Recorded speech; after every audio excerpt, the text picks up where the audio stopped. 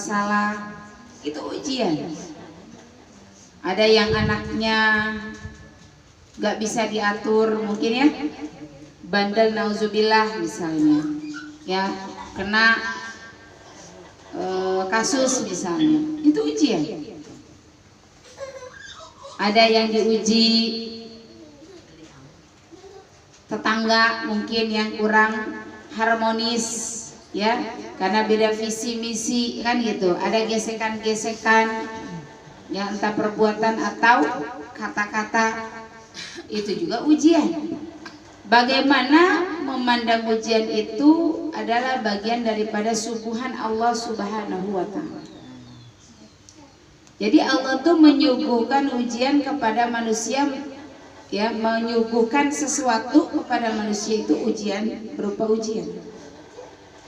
Kalau Pak Ati sekarang lagi manggil ngaji, yang disuguhkan teh, gula, ya kan, snack, itu kita harus sebagai tamu yang baik,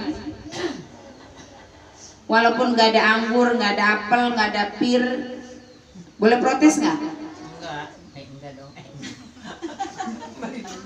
Nggak ada cendol, ya kan, nggak ada sirup misalnya, kita nggak boleh protes karena kita menjadi tamu yang baik.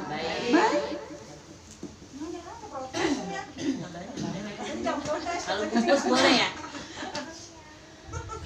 Itu supaya kita mau menyenangkan tuan rumah. Kita menghargai tuan rumah, udah dijamu aja alhamdulillah.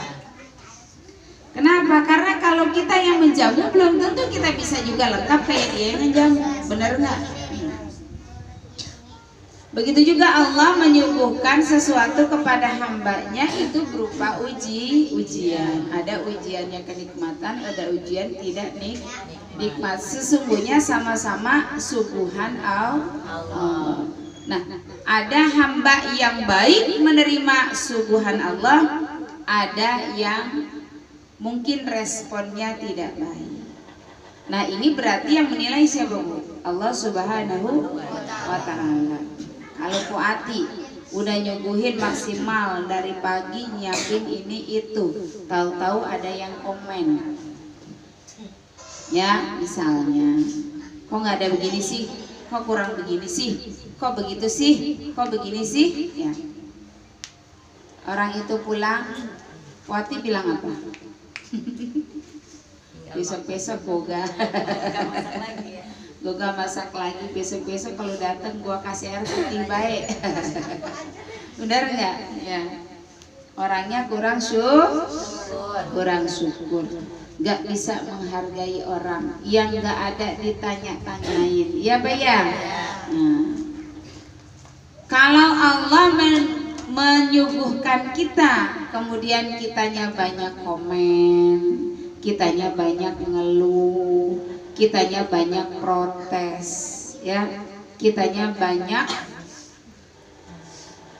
yang tidak bersyukur, maka Allah pun punya rasa marah. Punya nggak Allah punya rasa marah? Punya nggak? Punya. Kalau Allah nggak punya rasa marah, yang nggak sholat nggak akan kena hukuman, ya.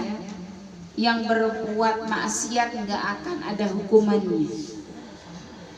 Yang tidak melakukan aturan tidak akan pernah dihukum. Itulah marahnya Allah kepada manusia. Nah, oleh karena itu kita kan pengennya dikasih suguhan, tapi Allahnya ridho. Kita dikasih ujian, Allahnya ridho, kan gitu. Gimana caranya? Harus banyak sabar, tahan gitu. Ya, walaupun pengen apel gitu, tahan aja, nggak ada malam ini besok beli, kan gitu. Iya Pak ya? Nggak ada anggur, jangan kesinggung ya Bu Ati, ini contoh. Karena di rumah saya juga nggak pernah saya kasih anggur. Iya, maunya nganggur. Ya. Nah artinya apa? Kembali lagi itu tadi ya, supaya kita itu dapat ridhonya Allah. Jadi dalam ujian nggak enak ya, ujiannya dapat nilai yang jelek ya kan, dapat predikat yang jelek, sabar aja. Karena yang sempurnanya hanya Allah Subhanahu wa Ta'ala. Manusia berusaha untuk sempurna, tapi pasti tidak bisa sempurna sebagaimana Rasulullah Shallallahu Alaihi Wasallam. Sebaik-baiknya manusia yang salah adalah memperbaiki diri. Sebaik-baiknya orang yang salah adalah memohon maaf. Sebaik-baiknya orang yang berdosa adalah bertaubat. Jadi kembali ke sana. Apapun yang Allah suguhkan ke dalam kehidupan kita, nggak nikmat, dicaci maki, dihina, difitnah, diomongin orang, dibenci orang, apalagi ya dikata-katain orang. Terima saja, terimanya apa? Tidak usah membalas. Kata-katain orang, kata-katain lagi, nggak usah. Sabar aja. Ya, sabar aja. Insya Allah, Allah bersama orang-orang yang sabar. Jadi kalau udah bertahan dalam kesabaran, isbiru wasobiru warobitu. Jadi sabar itu berulang-ulang Bu, nggak cuma sekali. Sabar itu langgeng, terus menerus. Walaupun tahu orang benci ke kita, kita mah cengengesan aja.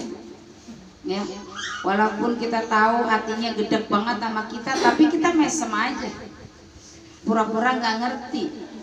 Ya, kenapa? Karena kita bertahan dalam sabar. Ya, orang jahat begini begitu nggak usah dibalas, karena Allah itu membela orang yang sabar. Nanti pada ujungnya yang sabar itu akan naik kelas, akan naik derajatnya dengan caranya Allah, bukan dengan cara kita sebagai manusia.